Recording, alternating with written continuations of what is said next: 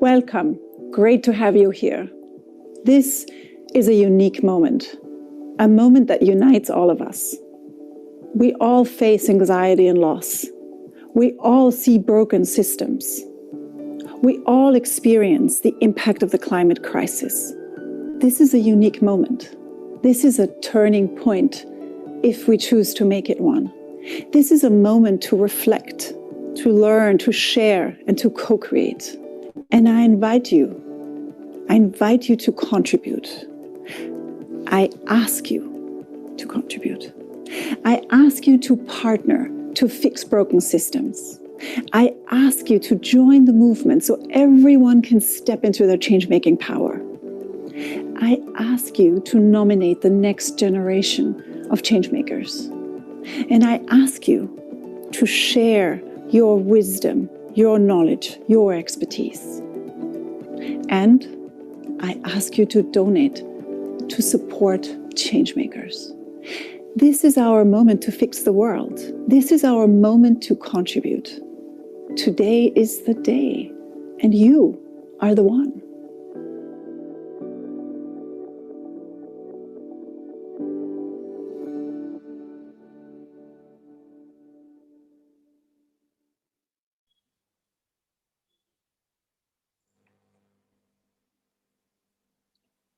Hello, everyone. Welcome to our session today on children in charge of tackling malnutrition. My name is Archana Sinha. I work at Ashoka. I lead the Health and Nutrition Initiative. And I also represent our partnerships, global partnerships for Ashoka in Asia, which are our partnerships with large corporations and foundations. We are very glad to have you join us today. And it is my pleasure to introduce our panelists for this session. First, we have Carolina Hess from Swiss Re Foundation. She's their senior project manager. Carolina is a Swiss citizen, but she was born in Panama.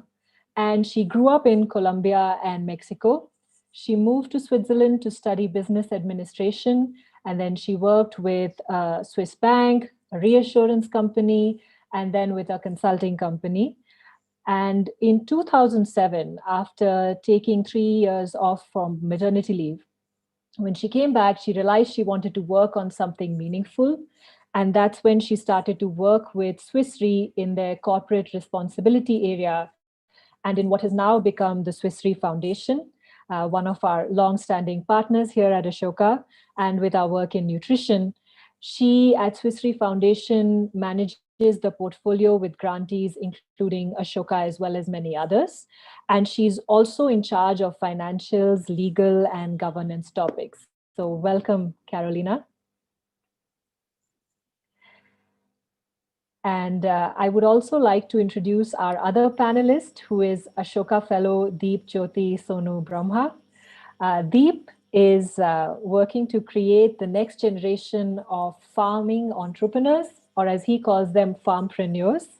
He saw that agriculture is not a very aspirational profession in the area of Assam, which is in the northeastern part of India. And he wanted to work on changing that, which is how he started Farm to Food Foundation, his organization. And his organization sets up and encourages these farmpreneur clubs in schools across the northeastern region, where children who are its members and leaders, they set up school gardens and they run it like a business venture. They plan their targets for the year.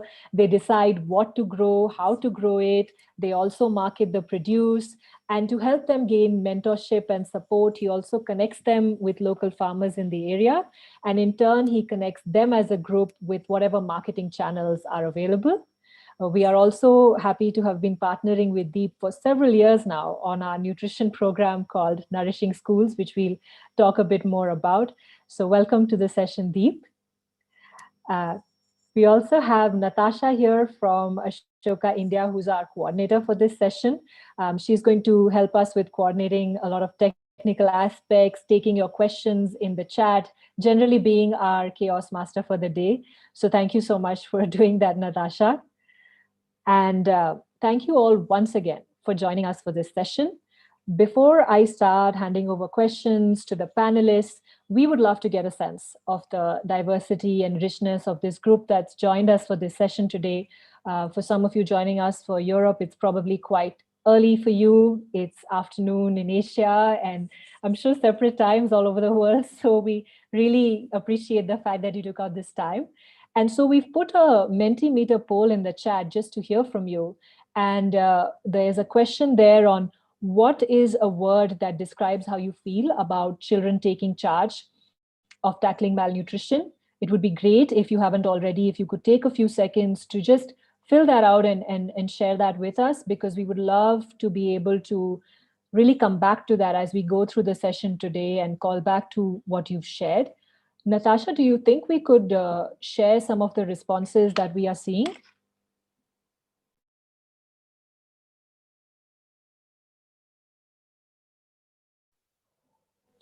Lovely, we've had quite a few already. Okay, so inspired is great. I think that's really the tone we want to take for the session today. And I hope you continue to be inspired from what you hear today. Enabling agency is very, very central to what we're looking to do, even making people powerful. This idea of being compelled to act is something that we certainly hope to touch upon in our session today. It's also nice to see that you are feeling happy, confident, surprised, which is great, curious, excited. I see shame there as well, which is interesting. We'd love to hear more about what you mean when you say that. Maybe you can put that up in a question, what that's relating to. And I think we've gotten a few more responses added as well. So I think this is a great tone with which to start off our session for the day. And I hope that we continue to maintain a lot of these sort of positive feelings that you seem to have about this topic as we learn more about it today. So thank you. Thank you for sharing that with all of us. And thanks for putting that up on the screen for us, Natasha. So just to sort of set context on why we decided to also talk about this topic. And I do want to remind you once again that we want this session to be interactive. Please keep putting your questions in the chat as and when they come up. We will definitely make time to come to them. So the basis of this work that we're talking about and this approach of children taking charge of malnutrition really comes from the fact that Ashoka has also been working in this area for several years now. And there is a program that was started called Nourishing Schools, really based on this insight that children are often treated as the beneficiaries of nutrition programs rather than as its co-leaders and co-creators. And that's something that needs to shift. This program was originally created within Ashoka and is getting hived off now into a separate entity. But because it really had its origins in Ashoka, it was so inspired by Ashoka's vision of an everyone a changemaker world. And everyone a changemaker world is one where everyone feels like they have the power and even the agency, as someone said in the Mentimeter poll, to address the problems that they see in the world around them. And that's the approach that we also took into this work with nutrition. And it definitely starts with young people. And that's how we started working with Swiss Re Foundation on this too. We began by just looking at what are the opportunities in the entire space of health. And we mapped that and realized that nutrition in particular was an area that wasn't getting too much traction at the time. And then within nutrition, there was this opportunity of looking at young children, because they are not often served as a demographic sometimes by this program and by nutrition programs, and we'll talk a bit more about that.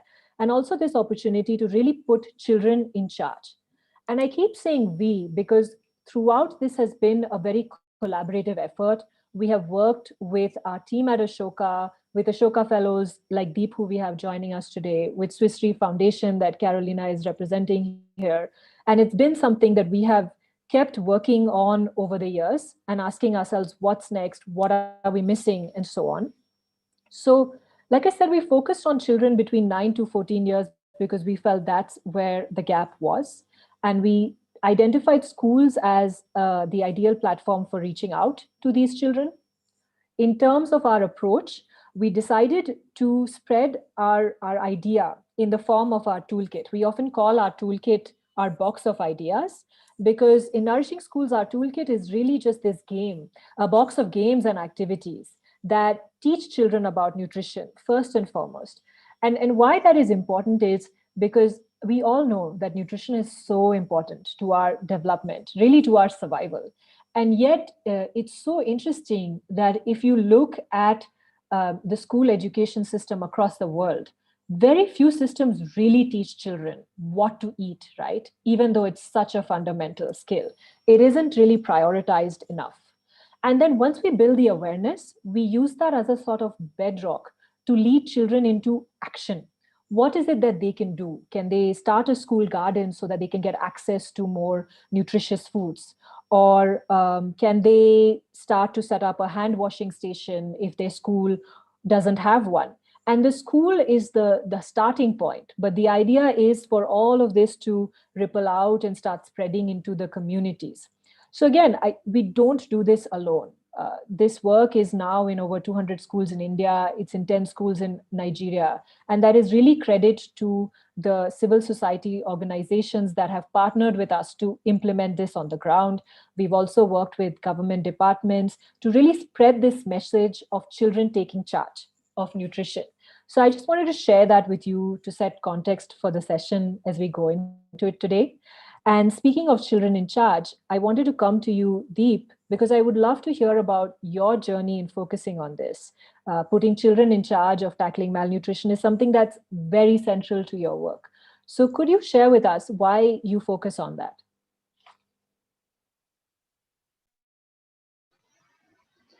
Thank you, Archana, for inviting me to such a wonderful platform. It's very inspiring to be in the same platform where so many inspiring change makers are gathering to talk about some of the problem that the world is facing, and also to be interacting with Carolina, who's been one of the bedrock support for the entire nourishing school movement and also farm to food. So thank you for this opportunity. So why young people? Like what you mentioned in the beginning about farm to food, when we started off, we thought that let's help people look at agriculture from an entrepreneurship perspective. Uh, I believe that we did get some bit of success in the beginning, where people did start earning more. Their income level was increasing because of more better agriculture management practices, better agriculture practices, better sustainable agriculture practices. But yet, the mindset wasn't changing. They were still stuck there, and uh, uh, and we thought that this is not sustainable at all. What can we do?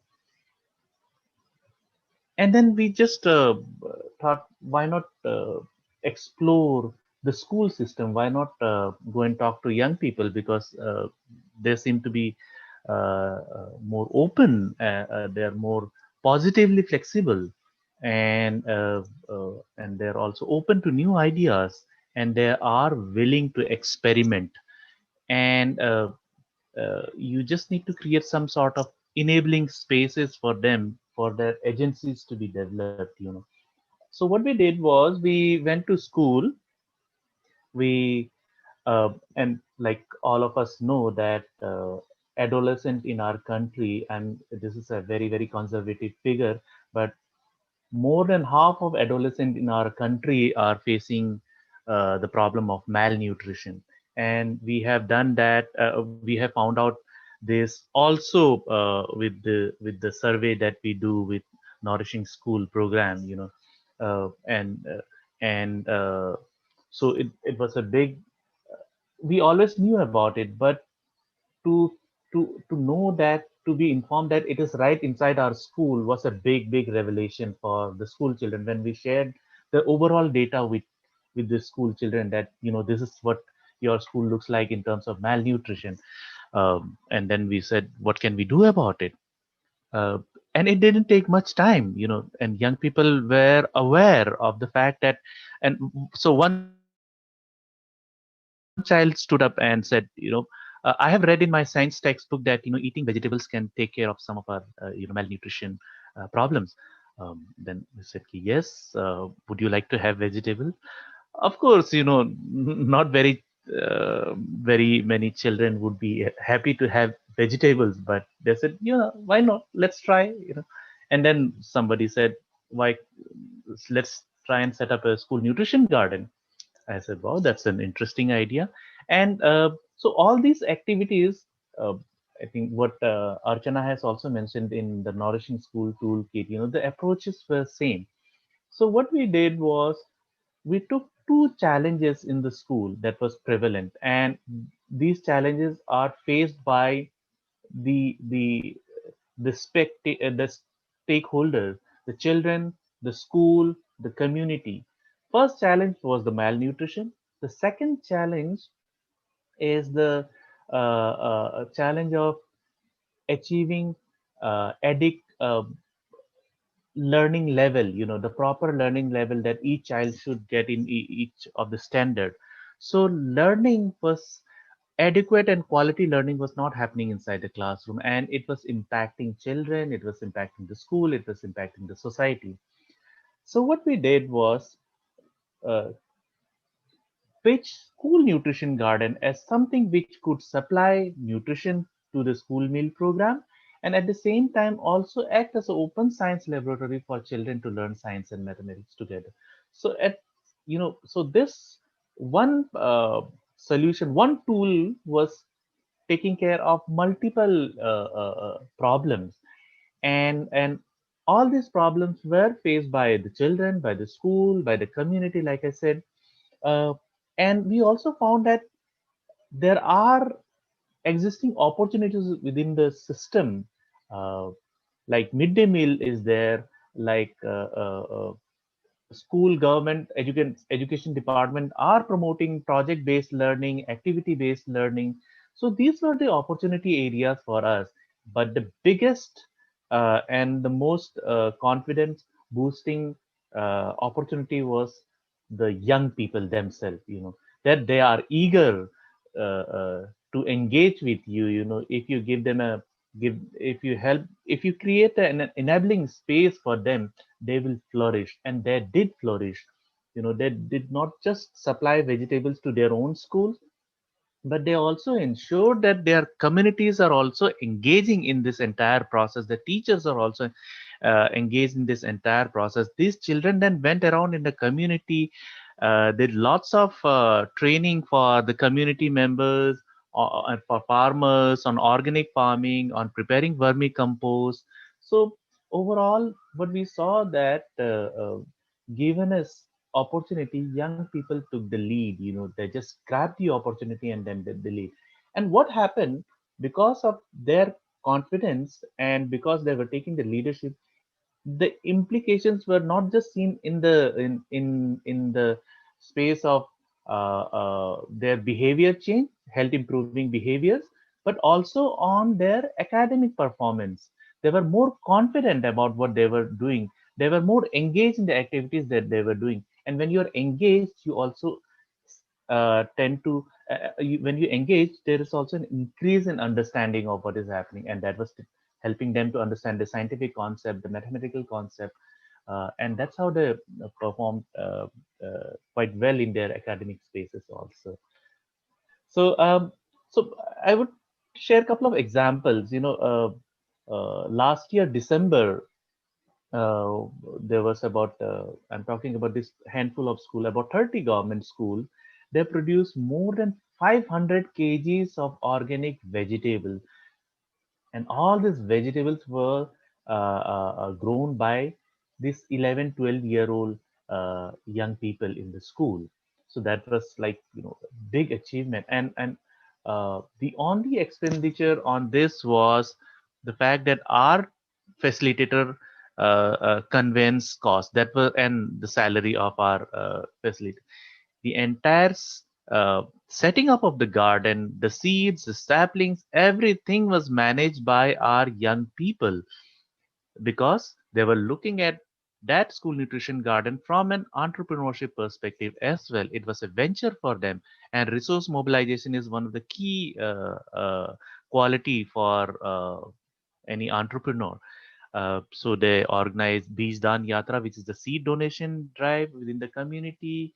And when they were doing this seed donation drive, they were engaging the community on knowledge donation or Gyan Dan, what we call in Hindi, and also encourage and inspired the community member to come into their school, help them set up the nutrition garden. So it was again, community uh, came into the school, did some labor donation, helped young people to set up their own school nutrition garden. So that way, our children were, they were driven by the agenda that we can do it, and we have been doing it, and brought in all the major stakeholders, the school, the community, of course, our team members as well. So that was one big, learning leadership that we witnessed by young people. The other leadership thing that we witnessed, sorry, I'm taking a bit more time, No, but that's okay. We'd love to hear these examples. yeah. So what happened? Like I said, these children were setting up the nutrition garden in their school. In Assam, what is happening is, in rural areas, traditionally we used to have a kitchen garden. It was part and part of our rural household. But over the years, it is disappearing. It is giving way to small scale tea garden, and tea garden provides you cash. So many farmers in rural areas are preferring to have cash crop rather than a nutrition garden or a kitchen garden at home. But these young people, when they go back home, they set up their, they tend to, they start their own kitchen garden. They bring in their parents, their mother, their father to also help them and set up and help them grow their small homestead nutrition garden. uh, and because it's their son, it's their daughter doing this nutrition garden in the backyard, so parents are unable to take it over to bring in any cash crop out there. But what has happened during the COVID lockdown, we have seen that many of these household where nutrition garden was established by children did much more better in terms of nutrition and food you know consumption during the COVID lockdown, when everything was shut, when market was shut. They take a, they did pretty well in ensuring that they were consuming uh, uh, adequately nutritious food during the lockdown. And again, it was led by young people, and also they thought that since the school is closed, and communicating with school was a little difficult because not many children are out there in the online spaces. But for them, school nutrition, the homestead kitchen garden was not just helping them to achieve nutrition, sustainability, security, but also engage in some sort of you know academic and learning space. And it was also helping them to strengthen their the psychosocial status during this period. And they also inspired their neighbors to also set up their homestead garden. So it was taking care of lot of challenges during the lockdown as well. So these are Thanks for some of the two inspiring work that young people have done. Thanks for sharing that, Deep. Actually, you're also reading the audience's mind, because there is a question in the chat asking for more details about how you manage COVID. And I want to come back to that question and actually get even more examples from you on that. But it's great that you are sort of already sensing where this is heading. I also want to acknowledge that there's a lot of appreciation for all these stories you've shared in the chat for this event, from Mary and Jean-Pierre in particular. Thank you for sharing that.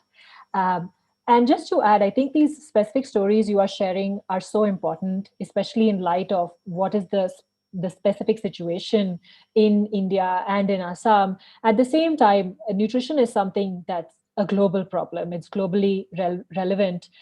It is said, for example, that 1 in every 9 people in the world is undernourished, and 1 in every 3 people is actually overweight or obese. So this malnutrition problem continues to be something that we face globally.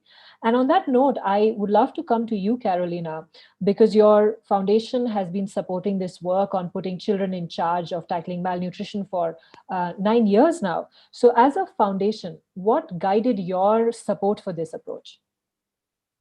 Yeah, first of all, thank you very much for inviting me to this panel and discussion. I'm very happy to be here. I think all the points mentioned by you and by Deep are also very relevant for us. We think that changing behavior is the best way to reach an impact, and we are all about impact. We see many projects the focus on many projects on the first 5 years of a child, but is also very relevant and very important, or on pregnant women. But we wanted to do something different. We wanted to have a change, and therefore we decided, when we found the idea of this project very meaningful, we target children that are 9 to 14 years old. We see that at this age, you are young enough to learn things, to learn new habits. You are an ideal change maker.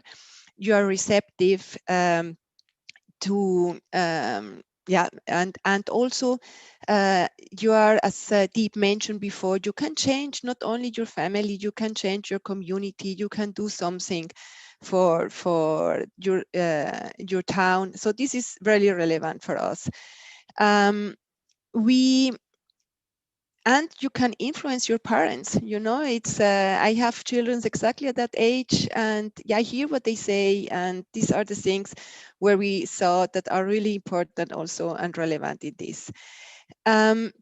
So therefore, putting children in charge, we think it's a relevant approach, and we were very happy to support Ashoka in this journey.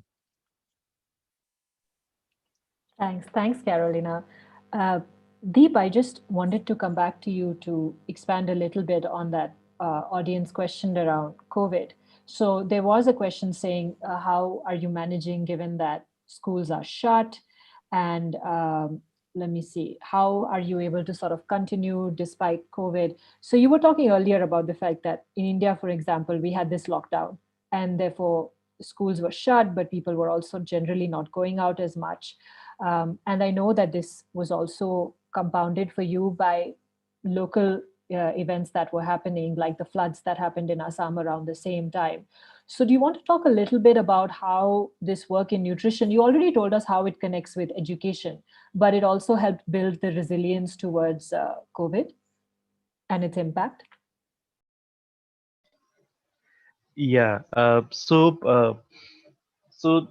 We were part of a couple of survey around nutrition, around health, and around child rights in Assam during the lockdown, and we found that there are several households which got the dry rations from the PDS shop, which is through the government schemes, dry ration like rice and wheat and sugar and some cereal, but they had very negligible amount of vegetable consumption. So during the lockdown, what we did was we mobilized a couple of resources from few of our supporters and well-wishers, and we distributed dry rations as well as we distributed vegetables.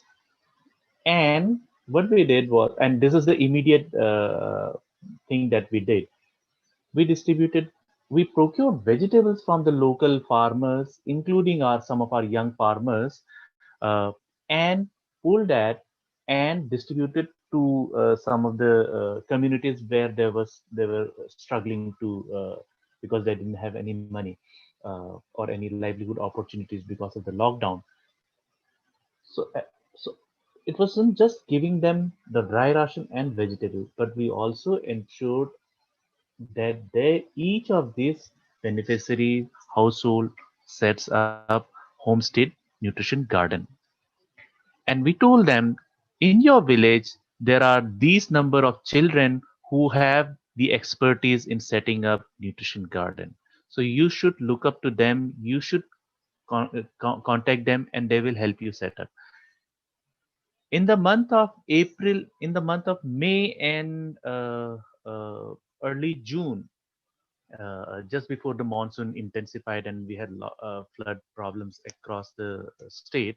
Before that, we had established our, with the support of our young farm and farmpreneur students, we had established close to 2,000 homestead gardens, and this was all led by our young people. It wasn't, I was not going and setting up the, because accessing villages are also a little difficult, so our team member could go and distribute the ration and share some of the techniques, and then they had to come back. But it was our young people who were, while taking all the precautions like social distancing, hand washing, mask, and all, they were also guiding the households to set up nutrition garden. So, so that gave them an opportunity to impact their community. Another thing that some of our young people did was uh, they saw that many children in their vicinities or in their village are not able to engage themselves productively because schools are closed. Not many household has a mobile device or a laptop to get into online education space. So there were, the children were either sitting idly or they were doing nothing, and of course there was a huge pressure of not able to go out. So what are some of these young leaders did was they organized a small gathering, about 3 4 children in their neighborhood, and did lots of games and activities, but also some of the academic activities. So if I am a class 6 student, uh, I would invite class 3 students, class 4 students, class 5 students, invite them to my house. All of us sit with appropriate distance in our open courtyard and engage with them. So that way they could also, the thing is that when you're teaching somebody something, some concept, you also learn it much better and much deeper.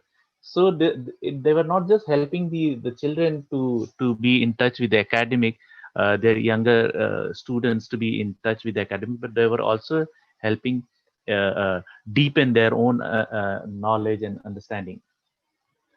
Uh, During the lockdown, we have also seen many young people gathering some resources, some dry rations, and going around and distributing it.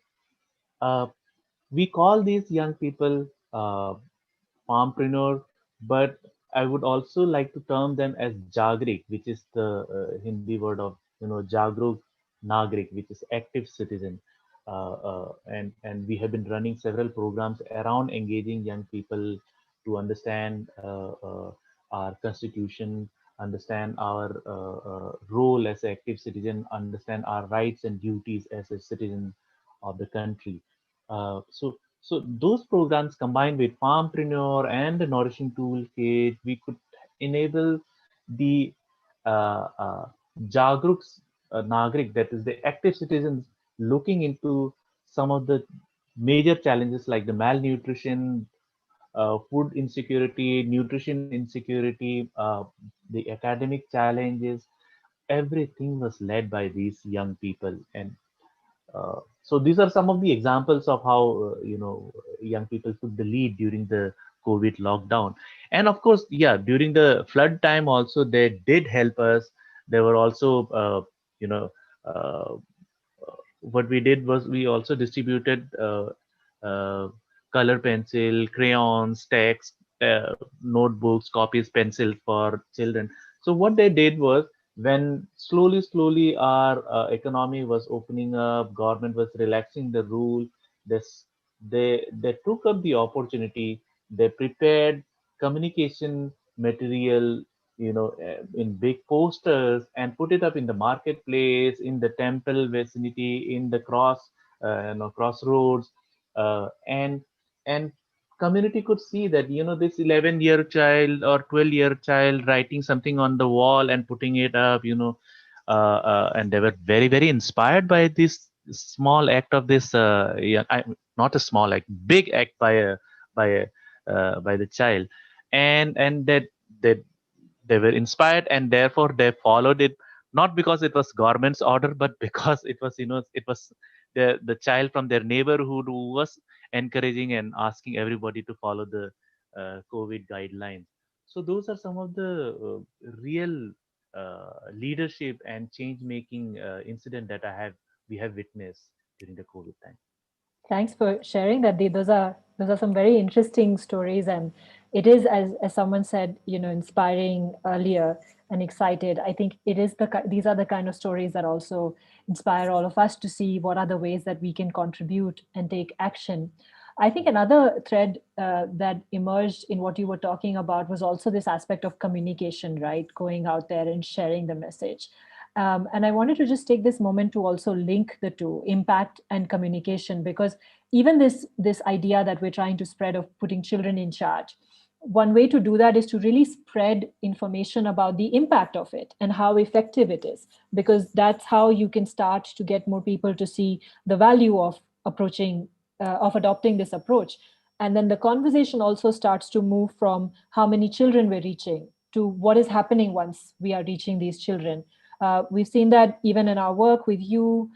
We were looking at our impact numbers recently of children that we've covered, including in partnership with your organization. And I remember that in our study where we looked at data from over 2,500 children in India across multiple states, we saw that after just one cycle, for example, of engaging with the toolkit, we saw the percentage of thin and severely thin children drop from 28% to 14%, right?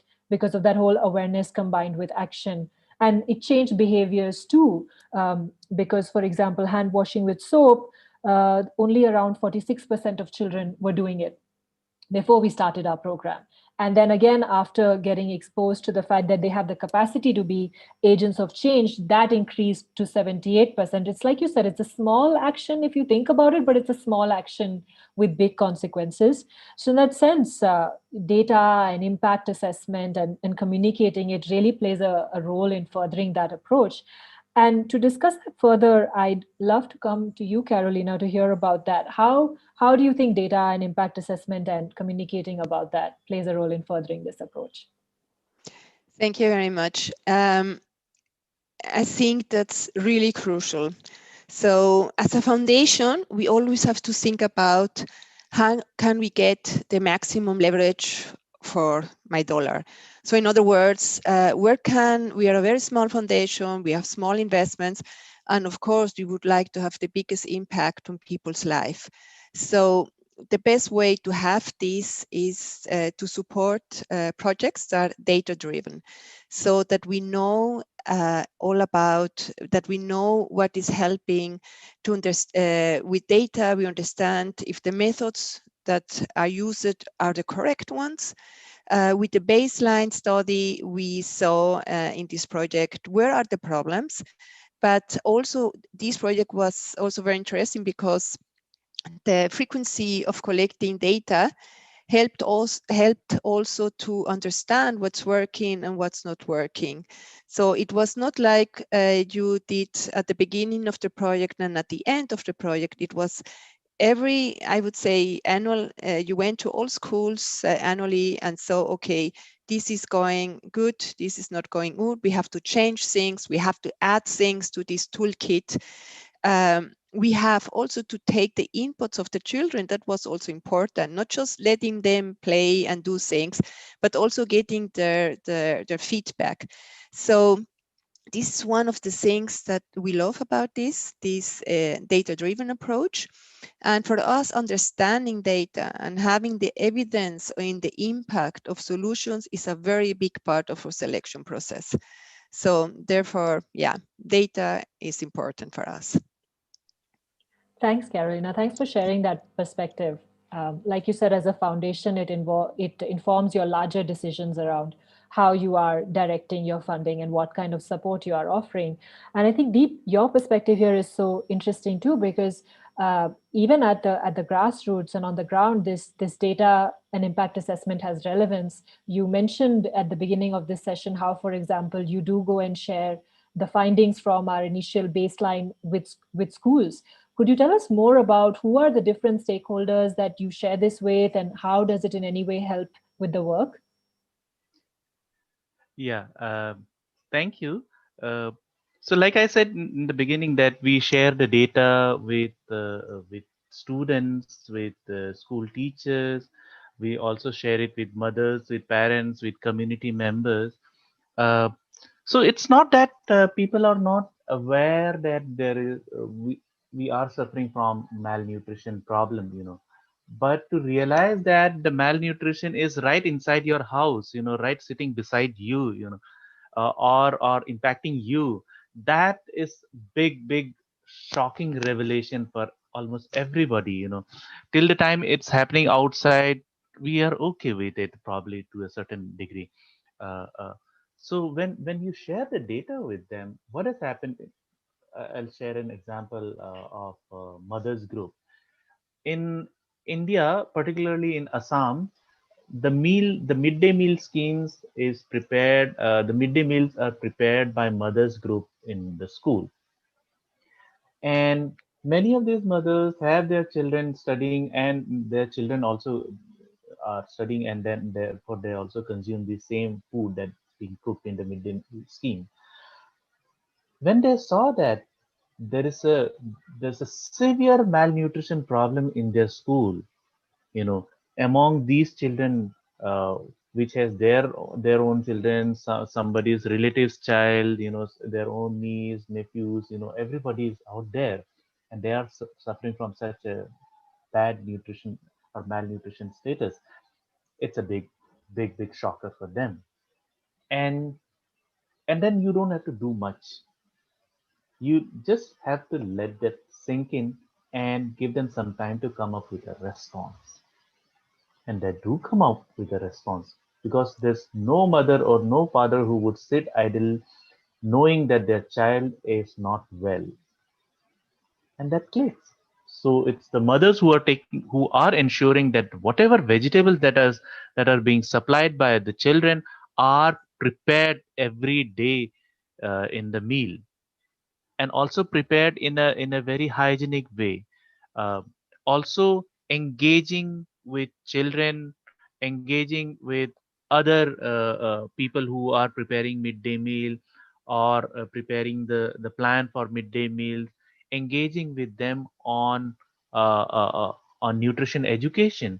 We use lots of tools from the Nourishing School toolkit, and government has also provided lots of education materials around nutrition. And the problem is that many many educational tools are, like I said, they you cannot relate to them. You don't relate to them until and unless it makes some sense to you. It until and unless it is impacting you. And with when we share the data with them, they realize, yes, this nutrition education booklet was lying with me for 5 years, and I didn't bother to even turn one page out of it, and now I realize what is happening, what is the implication on my child. So they start turning the pages. Similarly, we have also seen, I don't want to name the schools, but few schools were not supplying enough, serving enough nutritionally adequate food, despite having the access to markets, vegetable shops, or cereals or rice. When they realize that uh, this is the condition, this is a nutritional status of our children, then probably this might also be impacting the academic performance of our children.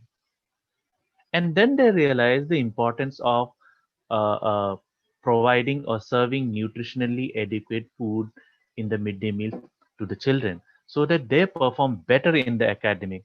And if the children are not performing better in the academic, the teachers are going to hear a lot from their superiors up there in the department, in the education department. But also many of the teachers and schoolmasters and headmasters and principals are from the local community. So who are they fooling? They can't be fooling their own children. They can't be fooling their own relatives. So, so sharing of numbers which comes out from data, which comes out from the surveys, is very, very important.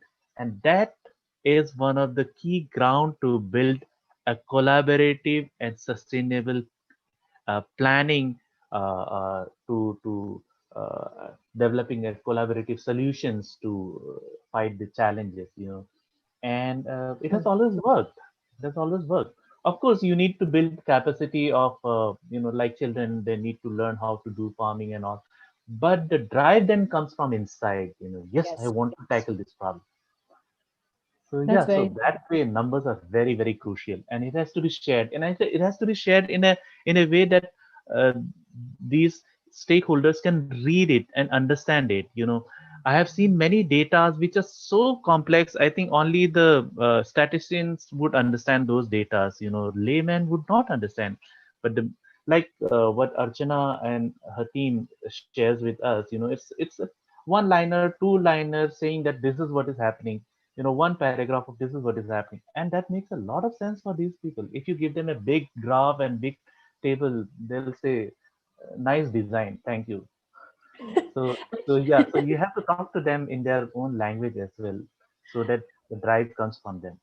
That's true, Deep. I mean, I should highlight that that's definitely a lesson we learn from partners like you, because I'm not embarrassed to admit that the first time we showed up with our data, we did have this beautiful dashboard with lovely charts. And I will just blame it on my background in consulting, perhaps. But we were very proud. We were like, these are the best, beautiful, most beautiful charts you've ever seen. And then we took them to partners and they said, what is this? I feel like I'm looking at some really complex thing that, like you said, maybe a statistician will be able to understand it. And then we had to go back and say, how do we make it so simple that if you put it on one page, people can quickly understand, where do I need to focus, where am I already doing well, and so on. So I think it all comes down to that thing you mentioned earlier about how this has to be very collaborative in order to be sustainable. And on that note, I want to come to Carolina once again too, because collaboration has been something that is a pattern both in the work that we've done with organizations that we have partnered with to implement, but also with the foundation. As you know, Carolina, we've been working on this initiative together for so many years, and the foundation has been involved right from the beginning. We have really learned this together as we go in developing the program. And could you share your perspective on sort of how that happened? And is the foundation still co-creating when developing a program? Is this area of work still an area of focus for you in terms of nutrition? We would love to hear from you on that. Thank you very much, Archana. Yeah, it was a long journey, actually, almost 10 years. We started in 2011. And also, I have to say, it was the year where the foundation was founded. So we were really new. We were looking for opportunities. And that time, nutrition was one of our focus areas. But nutrition is very, very broad. So that was the time where we decided to explore together with you this area and find out where should we support to get an impact. So the idea about Nourishing School was born. And it was a great experience for us. It was with a lot of learnings and wonderful results. Nowadays, we still explore, but more in the idea of a topic that we would like to address. And then we look for partners that already have a demonstration of a solution in that area, that are ready to scale, that to demonstrate that this is a way to have an impact. So we move from this exploring and looking what we can do to more finding out where are the problems and who is the best partner to address these problems. So our focus area, we don't have nutrition as a focus area, but we have health, but it's also very broad. But nutrition can, of course, play a role in this area. For example, as a solution to a health issue like diabetes or obesity, for example. And if I may, I don't know if I have some time, I would like to add Absolutely. a little what we're doing in this area. So health, as mentioned before, is very broad also, but we have mainly three focus right now. One is NCD, non-communicable disease like diabetes. We know and we saw that that's almost an epidemic in India about this area, because obesity, malnutrition, all the things that we mentioned before. So we are thinking of doing a scoping to understand better what the problem is, which are the solutions, who has already some evidence what to do at community level. So this is one of the areas that we are now scoping. The second angle is also these last mile health solutions. So how can we deliver health efficiency, health systems like, for example, networks through community health workers and things like this. So how can we bring this to close this gap in health, to getting health solutions from community to broader systems. And the last part, what we're looking is more in the financial part, access to insurance, saving of wallets, etc. We already are very far away in this area, so we have a lot of proposals in that, but the first ones, that's really something that we would like to explore more, and in Asia and Latin America mostly. So this would be from my part. Thanks, Carolina, for sharing the priorities and the evolution of that approach. I also want to make time in the next 5 minutes or so to take additional audience questions. So we have some questions in relation to your work, Deep. There's quite a few, so I'll try and see if hopefully we get time for all. But maybe we'll just take them one by one quickly. So one question that has come up is, Deep, how is the school garden that you're talking about governed, and who owns it?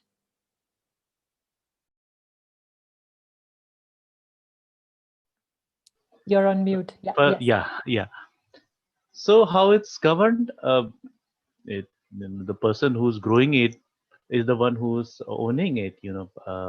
So not by farm to food, but by the children, by the community, and by the school.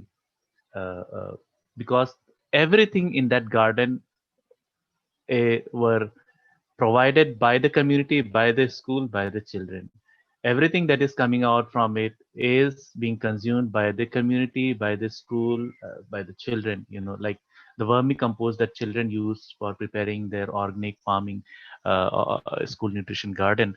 Those vermicomposts are also then shared and sold to the nearby farmers. So the entire community is benefiting out of it. So the owners are these three stakeholders, but it is led by the children.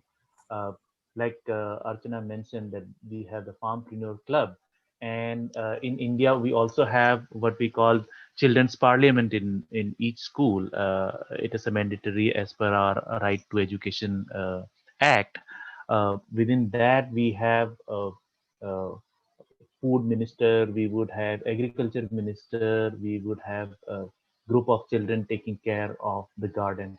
And they've also developed a rooster, who will be doing watering on Thursday, who will be doing, plucking the vegetables on Saturday or Monday, so they develop all these responsibilities. And yeah, so farm to food has nothing to do with it. That's great to hear. I should mention that was a question from Jean-Pierre. And then Mary has asked a related question, I think quite a lot of people are probably curious about, which is, so you get these children to start these school gardens, but how do you train them in how to run it and how to set it up? Do you have a training manual or some kind of system? How does this get set up? So, so like I said, our school nutrition garden focuses on have are focusing on three major areas. One is the nutrition part. The second is the academic part, which I talked about, and the third and the major part is the entrepreneurship part.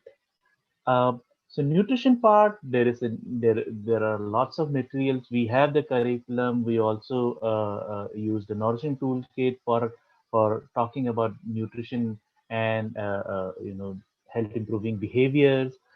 Uh, we have we use the school nutrition garden as an open science laboratory to engage in the academic space. We have mapped each and every activities of the school nutrition garden to the science and maths textbook of class of grade 6, 7, and 8, so that there is a linkage between what they are learning inside the classroom and what they are doing in the school nutrition garden.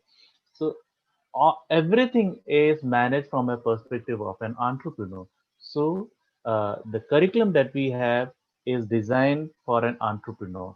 So like I said, everything is procured locally. So that's one of the major quality of resource management for an entrepreneur. We also have these vegetables are not just shared with the school, but children sell it to their own school meal scheme, midday meal scheme, because government has provided about 5 rupees, 6 rupees for per child for the midday meal. So children get about 1 rupees, 2 rupees overall in a month, probably about 12 rupees or 15 rupees. But for an 11-year-old child to earn 10 rupees is a fantastic capacity building and revelation. And suddenly he realizes or she realizes that, yes, I can earn. And that's also the stage where we bring in the financial management of it, developing the financial discipline. You cannot expect a person to grow up, a person to suddenly develop in the age of 25 all the financial acumen and become the best financially disciplined person. It has to start from the very beginning, and it has to start from a very young age. 11, 10 years is a very good age. So that's how we do. We, like I said, we also engage the community member in setting up the nutrition garden. So it is the traditional practice, it is the traditional sustainable way of farming that is being practiced in the nutrition garden, but using a modern perspective, modern approach. Not everything that was done in the past is scientifically sound. Not everything that we do right now is scientifically sound. So Right. what we try to do is amalgamation of both the best practices from the past and best practices from the right now, from the present time, and let children experiment it and they themselves figure out which one works, which one doesn't work out. Uh, uh, so that's how the entire garden is managed by using the traditional way of farming from a modern perspective. Thanks for sharing that, Deep. And we have more audience questions that I also wish we had time to get to. Hopefully, we can respond to them in the chat later. But just a last question, and if you both can respond to this in maybe less than a minute, are there 2-3 takeaways for people who are joining here who could be donors or grantees that want to integrate this approach of putting children in charge of tackling malnutrition in their work? Carolina, we'll come to you first.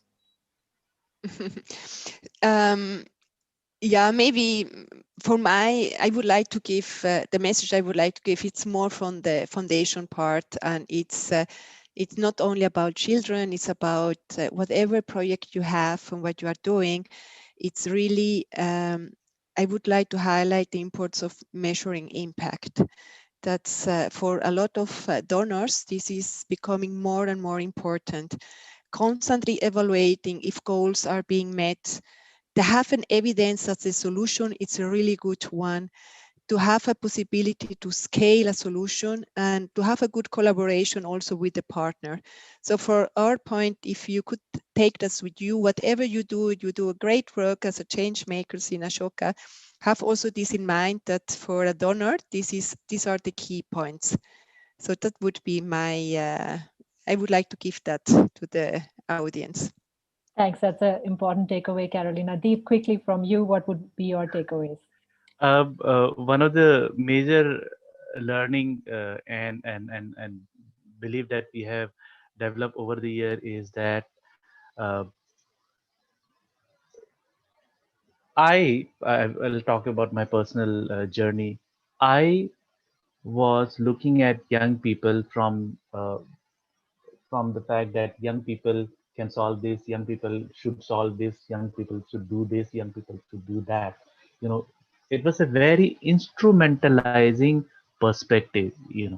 Uh, but with this project, I realized that instead of giving them a direction to do, say, do some project on climate change, or do some project on malnutrition, or do some project on environment, give them the problems, and they will pick up the problem that relates to them directly, and they will, once that relationship is built between them and the problem, they will automatically drive out to to find the solution. So, and for that we need to create an enabling space for young people to take the leadership. So that's one big learning point for us. Deep, That also sorry. includes sharing. In the in the interest of time, do you want to very quickly share the second one? Yeah, yeah, We are yeah. out of time. Yeah. The second one is what Carolina has already mentioned about, evidence and research, and but we would also like to see a long-term support, because tackling malnutrition cannot be done overnight. It has to be done Yes. at least long term. For that, you have to build the capacity of the local leaders, local stakeholders, develop a framework which can be shared with other people, and those framework can be contextualized.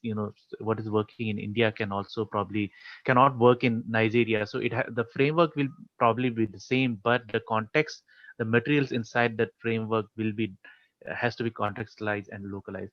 So sharing of these resources is very, very much important.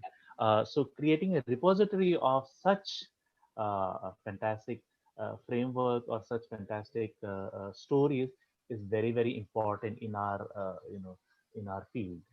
Thanks for sharing that, Deep. Actually, in a way, you saved time, because my final point was going to be about the fact that empowering others instead of making oneself the hero of the initiative is much more Yeah. sustainable in the long run. And I think that's the larger message of our session as well.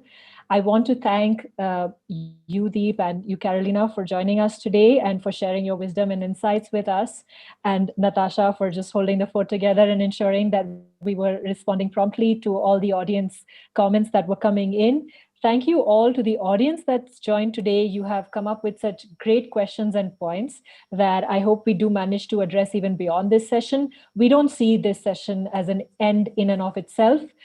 We hope to see this as the beginning or middle of your journey with us. So please feel free to reach out to any of us here on the Swapcard platform, and to also please keep engaging with Ashoka, because as you heard Marie say earlier in the session, we believe now is the time to act, and Ashoka is very well positioned to help make your contribution matter. So you could donate to us if you have the resources, talk to us in the Ashoka booth on Swapcard, start a chat with us in the various chat forums we have, including one for nominating fellows as well. So thank you once again for joining us, and please continue to stay in touch. We hope that this session met all the expectations you came in with today, and we would love to hear more from you in the coming weeks and months. Thank you.